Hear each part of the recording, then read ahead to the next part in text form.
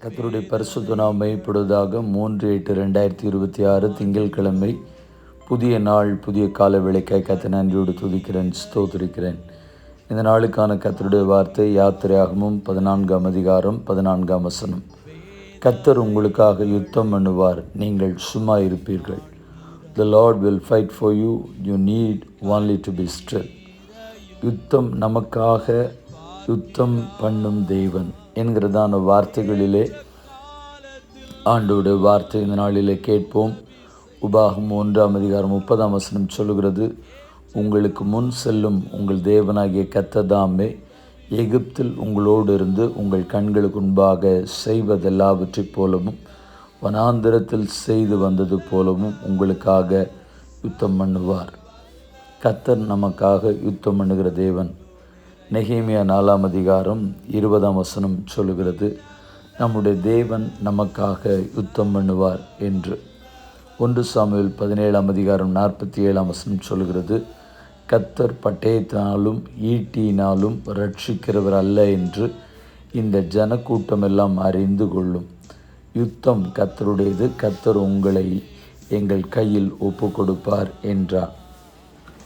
2 நாளாகமும் 20ஆம் அதிகாரம் 15ஆம் வசனம், சகல யூதா கோத்திரத்தாரே, எருசலேமின் குடிகளே, ராஜாவாகிய யோசபாத்தை கேளுங்கள். நீங்கள் அந்த ஏராளமான கூட்டத்திற்கு பயப்படாமலும் கலங்காமலும் இருங்கள் என்று கர்த்தர் உங்களுக்கு சொல்லுகிறார். இந்த யுத்தம் உங்களுடையதல்ல, தேவனுடையது. சங்கீதம் 35:1, கர்த்தாவே, நீர் என் வழக்காளிகளோடே வழக்காடி என்னோடு யுத்தம் பண்ணுகிறவர்களோடே யுத்தம் பண்ணும். ஆம் பிரியமானவர்களே, நமக்காக யுத்தம் பண்ணுகிறவர், நமக்காக வழக்காடுகிறவர். சில நேரத்தில் நம்ம கூட சண்டை போடணும், நம்மளை தங்களுடைய கேள்வியினாலே மடங்கடிக்கணும், நம்முடைய வாழ்க்கையில் வேதனை உண்டு பண்ணணும், அல்லாவிட்டால் நாம் சந்தோஷமாக இருக்கிறதை பொறுக்க முடியாதபடி ஏதாவது வார்த்தைகளினாலே நம்மை கலங்கடித்து மனவேதனைப்படுத்துவதற்காக சில அசுத்தாவிகள், சில மனுஷிக ஆவிகள் உங்களுக்கு விரோதமாய், உங்களுடைய குடும்பத்துக்கு விரோதமாய், உங்களுடைய பிள்ளைகளுக்கு விரோதமாய், ஏன் உங்களுடைய திருச்சபைக்கு விரோதமாகவும் எழும்பி வரக்கூடும். கர்த்தருக்கு ஸ்தோத்திரம். அவர்களிடத்தில் நீங்கள் வழக்காடவோ உங்களுடைய நியாயத்தை எடுத்து சொல்லவோ அல்லாவிட்டால் அவரிடத்தில் சண்டை போடவோ நீங்கள் முயற்சிக்க வேண்டாம். நீங்கள் அமர்ந்திருங்கள், ஆண்டவருடைய பாதத்தில் போய் அமர்ந்திருங்கள். ஹல்லேலூயா. இந்த யுத்தத்தை கர்த்தர் உங்களுக்காக செய்வார்.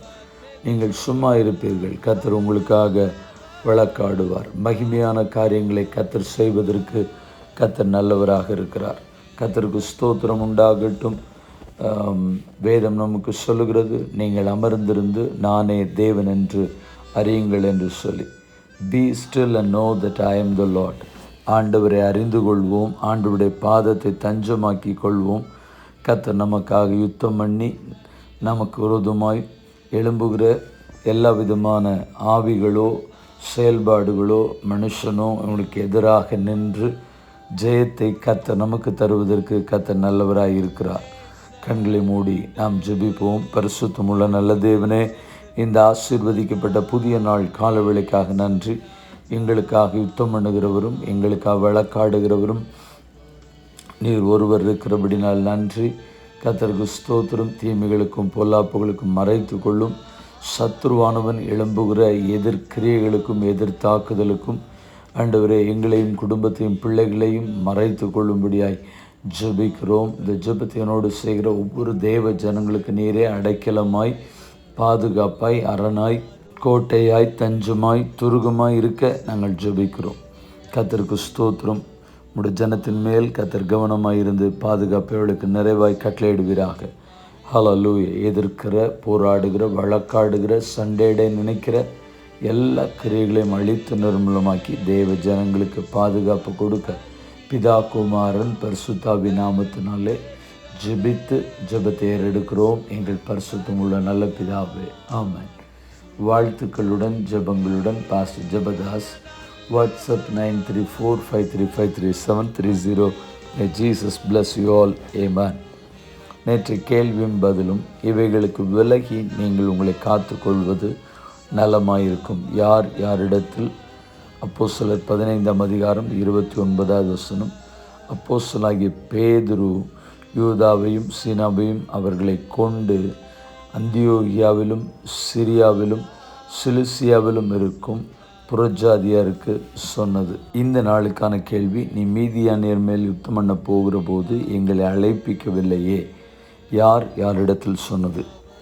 மீண்டும் வார்த்தைகளுடன் நாளை தினத்தில் உங்களை சந்திக்கிறேன். தேவ கிருபை, தேவ சமாதானம் உங்களோடு கூட இருப்பதாக.